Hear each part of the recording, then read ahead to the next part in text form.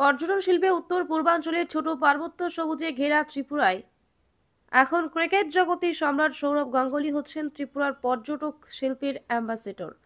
শুধু তাই নয়, ত্রিপুরার পর্যটন শিল্পকে বিশ্বমানে পৌঁছে দেওয়ার জন্য বহুত নামিদামি আর্টিস্টরাও ত্রিপুরায় পা রাখছেন ত্রিপুরা সরকারের বহু অর্থের বিনিময়ে। কিন্তু দুর্ভাগ্য হলেও সত্য, পর্যটন দপ্তরের মন্ত্রী সহ দপ্তরের আধিকারিকগণ কি ভেবেছেন যে কোনো অপরিচিত পর্যটক উদয়পুর অমরপুর হয়ে ত্রিপুরার একমাত্র জলবিদ্যুৎ কেন্দ্র ডুম্বুর হাইডেল প্রজেক্ট সহ ডম্বল লেক হয়ে নারকেল কুঞ্জে যেতে হয় কিভাবে, যাতে করে সহজে যেতে পারে তার প্রচারটুকুও নেই। নেই কোনো লেখা ওয়েলকাম টু ডুম্বুর, নেই কোনো গেট, নেই কোনো পোস্টার, নেই কোনো শিক্ষামূলক উপদেশ, নেই কোনো লেখা আর কত কিলোমিটার যেতে হবে। ফলে পর্যটকেরা ডুম্বুরের উদ্দেশ্যে আসলে পরেও চলে যায় করবুক হয়ে শিলাছড়ির উদ্দেশ্যে। এমন হলে কি পর্যটকেরা আসবে? পর্যটকদের জন্য নেই কোনো উৎসাহ প্রদানের বিভিন্ন সুযোগ সুবিধা, নিরাপদ পানীয় জল, সৌরভ শৌচাগার। যতনবাড়ি থেকে ডুম্বুর হয়ে মন্দিরঘাট পর্যন্ত রাস্তার দুই পাশের ঘন সবুজে ঘেরা বিভিন্ন শাল সেগুন দামি দামি গাছগুলো আর নেই, সব যেন ফাঁকা ফাঁকা। আগে পর্যটকেরা যেতে রাস্তা দিয়ে মন জড়িয়ে যেত সবুজে ঘেরা জঙ্গল, ঘন দামি দামি গাছ কলা দেখে। নৌকাগুলির অবস্থাও বৈজ্ঞানিক। আগে জলাশয় থেকে পাহাড়গুলি সবুজে ঘেরা দেখা যেত, এখন মনে হয় সবকিছু মিলিয়ে কেমন হয়ে গেছে। প্রকৃতি প্রেমিক চিন্তন ব্যক্তিদের বক্তব্য হচ্ছে তিতুমুখ ফরেস্ট রেঞ্জ অফিসের দায়িত্বহীনতার কারণে বনজ সম্পদ ধ্বংস। অ্যাম্বাসেডর কিংবা আর্টিস্টদের পিছনে যে ধরনের অর্থ ব্যয় করে পর্যটককে তুলে ধরা হচ্ছে, তার পাশাপাশি পর্যটকেরা এসে যেন সৌন্দর্য এবং ব্যবস্থাপনা দেখে মুগ্ধ হয়ে যান, সেই ব্যবস্থাকে জোরালোভাবে সাজাতে হবে। ডুম্বুর জলবিদ্যুৎ কেন্দ্রটিও যেন এখন মিউজিয়ামে স্থান পেতে যাচ্ছে। আর আকাশ ছোঁয়া দ্রব্যমূল্য বৃদ্ধির কারণে তীর্থমুখ মন্দির ঘাট এবং নারকেল কুঞ্জে পর্যটকরা কিছু না কিছু মানে আগুনে হাত দেওয়া অবস্থা।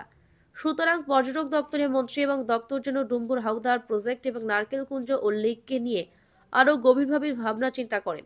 একদিকে প্রচার মাধ্যম রাস্তার দুপাশে থাকতে হবে, রাস্তাঘাটের মান উন্নয়ন দ্রুত গতিতে সুসম্পন্ন করতে হবে। রাস্তার দুপাশের ঘন জঙ্গল এবং বনজ সম্পদ কারা ধারাবাহিক ধ্বংস করছে তাদের খুঁজে বের করতে হবে। ডোমের বিদ্যুৎ কেন্দ্রকে 15 মেগাওয়াট বিদ্যুৎ উৎপাদন কেন্দ্রে রূপান্তরিত করতে হবে। ডুবুর জলাশয়ে মাছ উৎপাদন বিজ্ঞান ভিত্তিকভাবে আরও গতিপূর্ণ করতে হবে। ডুমুর লেকের চারিপাশে বিভিন্ন প্রজাতির ফুল, বিভিন্ন প্রজাতির ফল এবং পাহাড়ের গায়ে গায়ে পর্যটকেরা যাতে কিছু সময় বিনোদনের জায়গা তৈরি করতে হবে। না হলে পরে এখানে পর্যটকেরা আসবে কেন? আর পর্যটকেরা না আসলে পরে তীর্থমুখ মন্দির সহ নারকেল কুঞ্জের চারিপাশের হাজার হাজার পরিবার আগামী দিনের ভবিষ্যৎ কি হবে?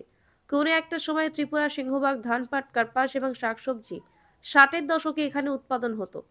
কিন্তু শ্রীমতী ইন্দিরা গান্ধী চেয়েছিলেন এটাকে জাতীয় আয় অবশ্য হিসাবে নিয়ে যেতে। তখনই 1969 সালে মন্দিরঘাটে বাঁধ নির্মাণের ভিত্তিপ্রস্তর স্থাপন করে।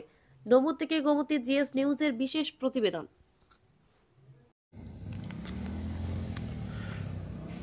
আমরা দেখলাম এখানে যতনবাড়ি থেকে তীর্থমুখ একটা হাইডেল প্রজেক্ট, বহু পুরানো 60-এর দশকে এই হাইডেল প্রজেক্টকে কেন্দ্র করে এখানে ভিত্তিপ্রস্তর স্থাপন করা হয়েছে। মন্দিরঘাটে বাঁধ হয়েছে। এই বাঁধের পরিপ্রেক্ষিতে এখানে বিশাল জলাশয়, ত্রিপুরার সবচেয়ে বড় জলাশয় ডুম্বুর লেক, এই ডুম্বুর লেককে কেন্দ্র করে এখানে নারকেল কুঞ্জ গড়া হয়েছে, যেটা ত্রিপুরা সরকার এই নারকেল কুঞ্জ ট্যুরিজম প্লেসটাকে ভারতবর্ষ শুধু নয় পৃথিবীর মানচিত্রের মধ্যে পৌঁছাতে চেয়েছেন। কিন্তু এই জায়গায় দাঁড়িয়ে টুরিস্টরা আসতে গেলে কি সমস্যা হয়? এখানে টুরিস্টরা আসতে গেলে ফার্স্ট সমস্যা হচ্ছে এখানে যে টুরিস্ট আসতে গেলে গুমতি প্রজেক্টে যে যারা এই টুরিস্ট আসবে তাদের প্রথমে তো পরিচয়ের জন্য আমাদের সামনে যতনবাড়ি, আমাদের যে শহর যতনবাড়ি শহরের যে নিচে একটা চমুনি আছে, বড় চমুনি, সেই চমুনিটার ডাইন পাশে আমাদের করবুক সার্ভিসে যাওয়ার রাস্তা, আর সোজা ওইখান থেকে আপের মতো উঠেই আমাদের ডুম্বুরু জলাশয়ে আসার পর্যটন যারা আসবে তাদের দেখাশোনা যাওয়ার রাস্তার মেইন রোডটা এটা করে। তারা কিন্তু কোনো সরকারিভাবে কোনো সাইনবোর্ড নাই যে এখানে একটা সাইনবোর্ড দেওয়া দরকার অবশ্যই, এখনও সেই বন্দোবস্ত করে নাই। আমি সরকারকে বাহাদুর কাছে জানাবো, যারা আছেন প্রশাসনে এরা যেন অতি সত্তর করে যাতে এই টুরিস্ট যারা আসে দেশ বিদেশ থেকে তাদের পরিচয় করার জন্য এখানে বড় ধরনের একটা ওয়েলকাম করে একটা সাইনবোর্ড দেওয়া দরকার আছে, যে একটা করবুকের দিকে সাব ডিভিশনে যাওয়ার জন্য, যেহেতু এখানে মানুষ বিভ্রান্ত হয়ে যায়, মানুষকে জিজ্ঞাসা করতে কোথায় করবুক কোথায় ডম্বুর প্রজেক্ট, মানুষ বিভ্রান্ত হয়ে যায়। কেউ যদি ভুল রাস্তা দিয়ে, কিছুদিন আগে একটা ভুল রাস্তায় ভুল বলেছে, ভুল বলে এরা শিলাচুরি অবধি পৌঁছে গেছে।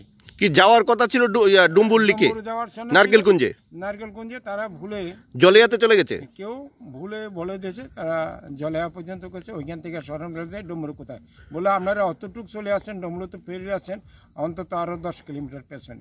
তাহলে আপনারা বলতে চাইছেন যে পর্যটকদের জন্য সুবিধার জন্য, অপরিচিত মানুষ এখানে যারা আসে তাদের সুবিধার জন্য welcome to Dumbur, welcome to Karbook sub division, তারপরে ডুম্বুর যেতে আর কতটুকু বাকি, আর বিভিন্ন উপদেশমূলক, শিক্ষামূলক চিত্র লেখা, এগুলি আপনারা চাইছেন টুরিস্টদের জন্য? হ্যাঁ, ওইটা আমরা চাইছি। এখন আমরা সবাই আমাদের এখানকার লোকাল জনসাধারণ যারা আছে সবাই মিলে যদি আমরা এই প্রশাসন, এখন যারা প্রশাসন আছেন ওদের কাছে আমরা এটা একটা দাবি রাখবো, যাতে টুরিস্টরা আসলে আমাদেরও এলাকার যারা দোকানদার তাদের বেচা কিনা হয়, যেমন নারকেলকুঞ্জে যারা যাদের নৌকা যারা তাদের একটা ব্যবসা হয়, টুরিস্টরা যদি ঠিকভাবে তাদের যাওয়ার রাস্তা পরিচয়পত্র যদি ঠিকভাবে না হয়, তাদের যদি ভুল রাস্তা হয়, তারা আরেকদিন কেউ এরকম আসবে না।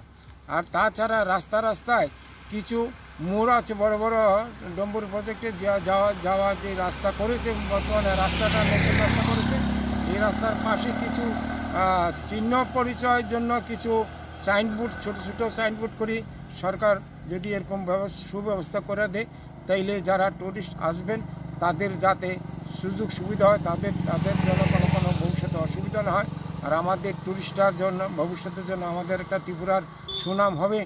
এই জন্য সরকার যদি এই ধরনের ব্যবস্থা করে নেয় তাইলে এটা আমরা আনন্দিত হব।